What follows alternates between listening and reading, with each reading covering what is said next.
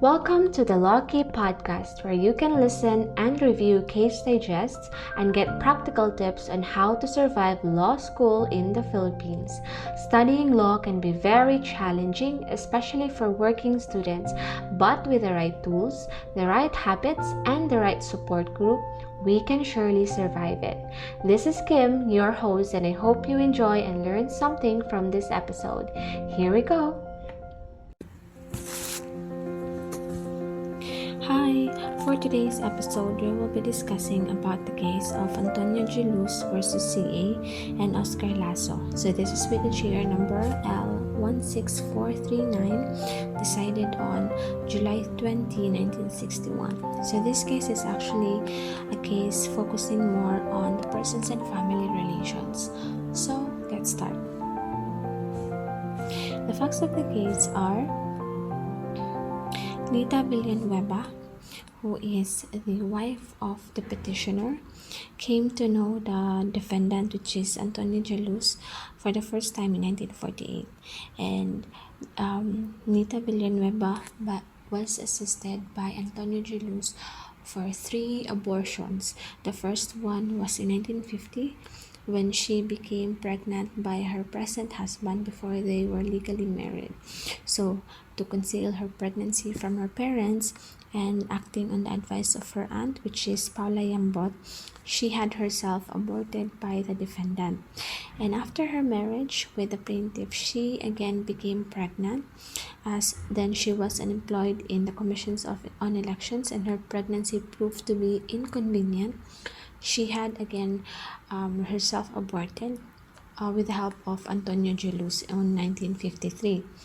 And then less than 2 years later, she became pregnant on 1955, and this time accompanied by her sister and the latter's daughter. She again repaired to the defendant's clinic on Carriedo and P. Gomez Streets in Manila and aborted a 2-month-old fetus. So at that time, the plaintiff, which is the husband of Nita Villanueva, was in the province of Cagayan campaigning for his election to the provincial board, and he did not know nor give his consent to the abortion. That's what the fact said.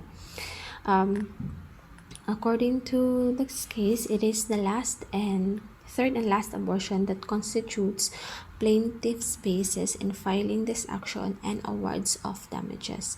So it was decided in the Court of Appeals and the trial court that the award of damages in the sum of 3,000.6 pesos will be awarded to the plaintiff upon or pursuant to the provisions of the initial paragraph of Article 2206 of the Civil Code. So the issue of this case is whether or not the court and the trial court erred in awarding the 3,000 pesos pursuant to the initial paragraph of Article 2206, and the second one is whether or not the husband of a woman who voluntarily procured her abortion could recover damages from physician who caused the same.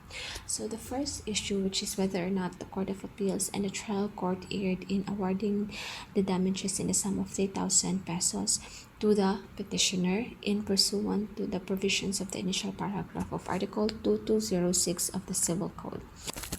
So the Supreme Court said that this is actually an error because Article 2206 the initial paragraph of Article 2206 states that the amount of damages for death caused by a crime or a quasi-delict shall be at least 3,000 pesos, even though there may have been mitigating circumstances. The Supreme Court said that for the said article in fixing a minimum of 3,000 for the death of a person does not cover the case of an unborn fetus that is not endowed with personality. So since an action of pecuniary damages on account of personal injury or death pertains primarily to the one injured, it is easy to see that if no action for such damages could be constituted on behalf of the unborn child on the account of the injuries it received, no such right of action could derivatively accrue to its parents or heirs.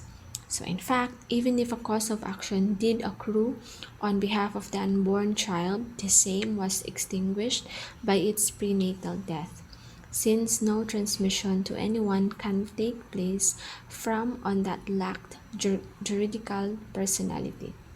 Article 40 of the Civil Code expressly limits such provisional personality by imposing the condition that the child should be subsequently born alive. So the statement says, provided it be born later with the conditions specified in the following articles. So in the present case, there is no dispute that the child was dead when separated from its mother's womb. So thus, Article 40 of the Civil Code, which states that birth determines personality, but the conceived child shall be considered born for all purposes that are favorable to it, provided it be born later with the conditions specified in the following article. So, in this case, the child or the parents of the child is not entitled to damages because the child's right was extinguished by its prenatal death, since although it was stated in Article 40 that a conceived child shall be considered born for all purposes that are favorable to it, but it has to be born later with the conditions specified in the following article, which states that the fetus is considered born if it is alive at the time it is completely delivered from the mother's womb.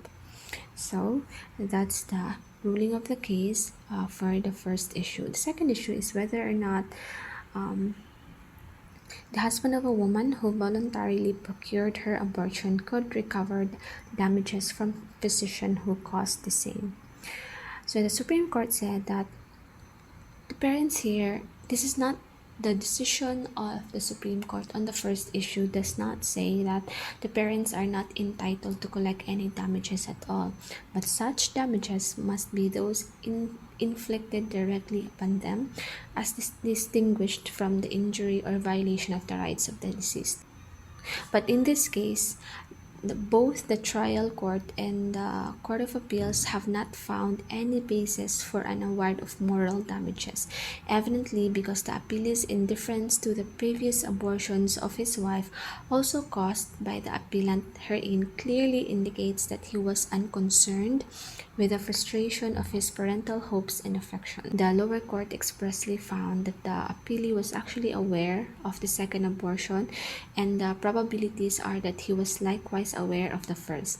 Yet, despite the suspicious repetition of the event, he appeared to have taken no steps to investigate or pinpoint the causes thereof and secure the punishment of the responsible practitioner. Even after learning the third abortion, the appellee does not seem to have taken interest in the administrative and criminal cases against the appellant. His only concern appears to have directed at obtaining from doctor a large money payment, since he sued for 50,000 damages and 3,000 attorney's fees, an indemnity claim that under the circumstances of record was clearly exaggerated.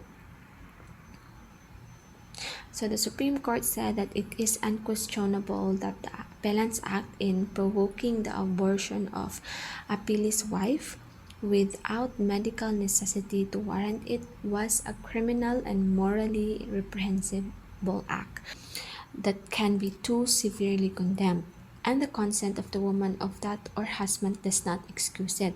But the immorality or illegality of the act does not justify an award of damages that under circumstances on record have no factual or legal basis, because on Article 40 of the Civil Code it states that a conceived child shall be considered born for all purposes that are favorable to it, provided that it be born later with the conditions specified in the following article. So it states that the fetus is considered born if it is alive at the time it is completely delivered from the mother's womb. So in this case, it was not completely delivered from the mother's womb, So, to reiterate, the Supreme Court ruled that a parent cannot invoke the concept of provisional personality of a conceived child to obtain damages for and on behalf of an aborted child, considering that the conditions set in Articles 40 and 41 were not met. Remember, the conditions in Article 40 said that provided it be born later with the conditions specified in the following article. The following article states that the fetus is considered born if it is alive. At the same time, it is completely delivered from the mother's womb. So in this case, the child was not born because it was aborted when it was still 2 months old inside the womb of the mother. However, the Supreme Court said that the parents can obtain damages on their own right against the doctor who caused the abortion of the illegal arrest of the normal development of the fetus, that is on the account of the stress and anguish attendant to its loss and disappointment of their parental expectation. However, it must be shown that the parents have not consented to the said abortion, which is also the case here because the wife was the one who consented, and it also shows that the husband also consented to the said abortion. So that's the case of Geluz versus CA. That's it for today's episode, guys.